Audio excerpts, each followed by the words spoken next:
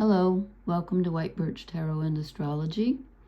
This is a tarot reading for the new moon solar eclipse in Leo on August 12th at 1:35 p.m. I think Eastern time in the US. I just uploaded the astrology, which is astounding. There's one thing I forgot to say in that, and that is that with this Venus and Uranus in so many configurations in the chart, you could have like communication from people you haven't heard from in a long time, just like sudden connections with people that just like,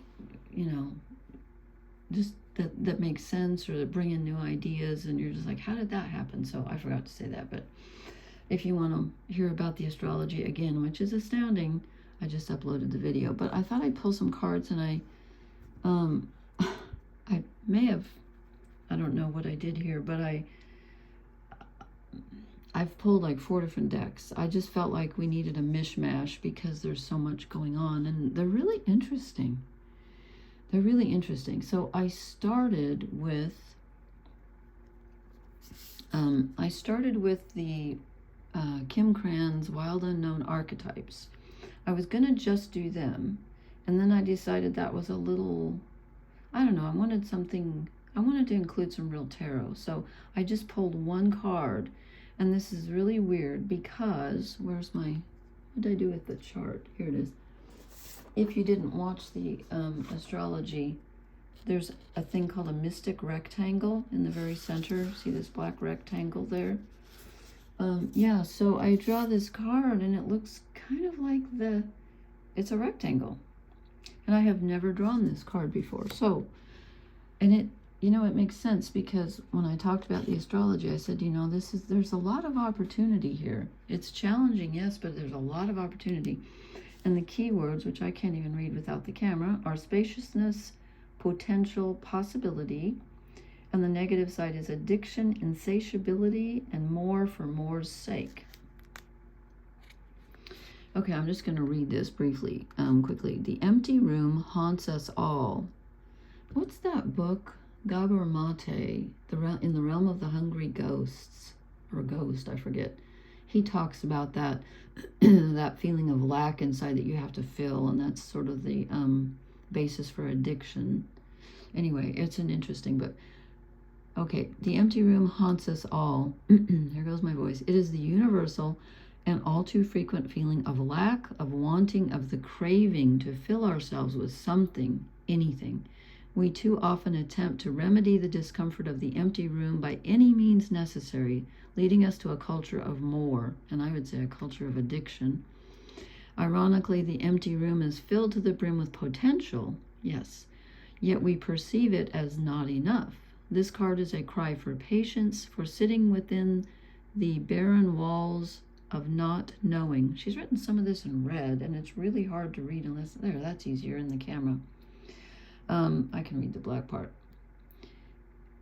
Okay, sitting within the barren walls of not knowing, for awaiting true vision and purpose before attaching to what we should do next, should is in quotation marks, should do next to save our outward appearance. There's the Leo energy, perhaps. Be with the nothingness, be with the impatience. The empty room has immense power. Okay, let others wonder what you are doing.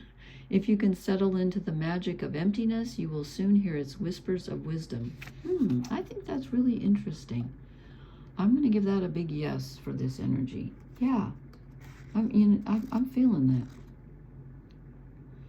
Did I draw the 5 of Pentacles? No, maybe that was a personal reading. Never mind. Okay, then I drew 3 Liz Green, the Mythic Tarot, and I didn't get what I was expecting, but we got a lot of cups, which is weird, because the only planet in a water sign is Mars in Cancer, but that's very powerful. So, and what I did was I did like the middle is, what do we get when we put these two together? I said like inner and outer energy, or yin and yang, or whatever, but they're just opposites, the light and the dark, since we have, is that an eclipse?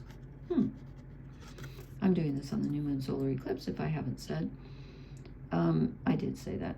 Okay, so this is enjoying happiness with others. And before I talk about it, look what came out on the other side. This is self-care. This is taking your own tender emotion and nurturing it. And then in the middle, we get justice. And Venus is also involved in a lot of these aspects. She's highly figured. And she's in Libra. This is the card for Libra.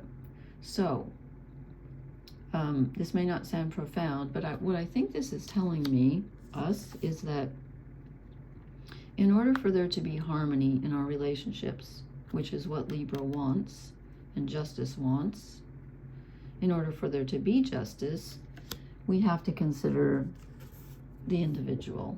We have to consider our own needs before we can, or not even before, but in addition to wanting to communicate with others and please others and have, you know, societal justice. Okay, but don't forget your own emotions, because in a way they're two sides of the same thing. You know, you've got to be yourself. You've got to nurture yourself. Whoops, I accidentally picked up that card. You've got to nurture yourself. You've got to be yourself in order for you to have harmonious relationships, because otherwise, if you're not your true self, your relationships aren't going to be true either. So this is about valuing both sides, the inner and the outer, the collective and the personal, your needs versus other people's needs. There is a way to balance them. It takes wisdom. We have the owl of wisdom. It takes truth, the sword of truth. And of course that brings about justice, which is what Athena is all about. She's Athena here, but I'm thinking that, you know, Venus in Libra is very Athena-like. So we can achieve this, and this is a good time to do it.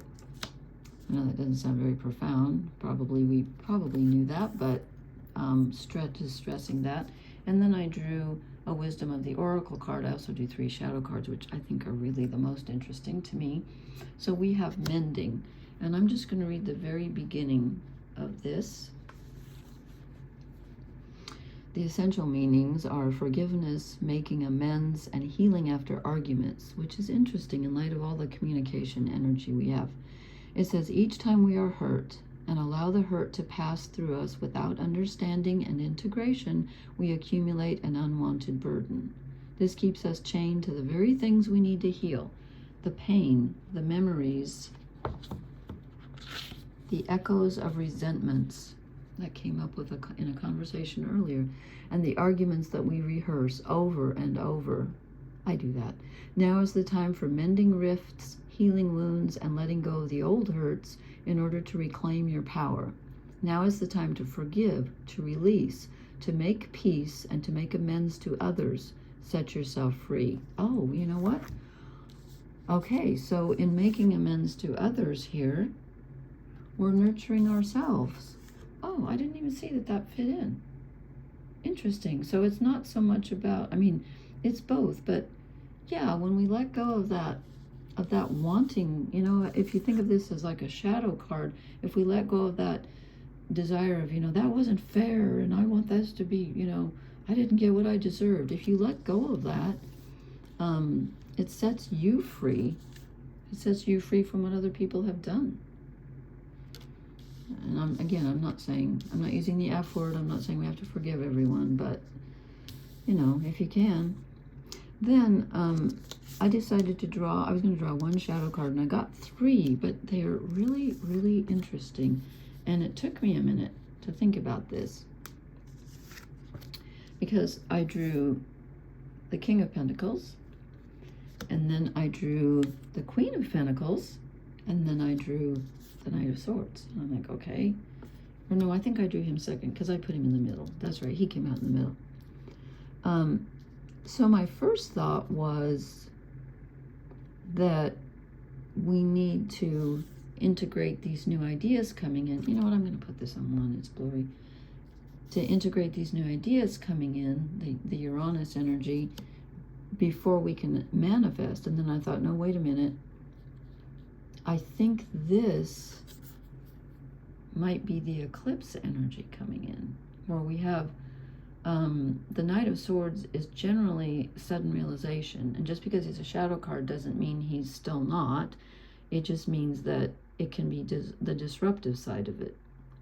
So in comes this solar eclipse, which kind of, it's powerful energy, and it's productive, but it can also be, as I was saying when I was talking about the astrology, if you want change and transformation, you got to have a challenge generally, right? Change just doesn't come out of anywhere. So this is a sudden disruption, I think.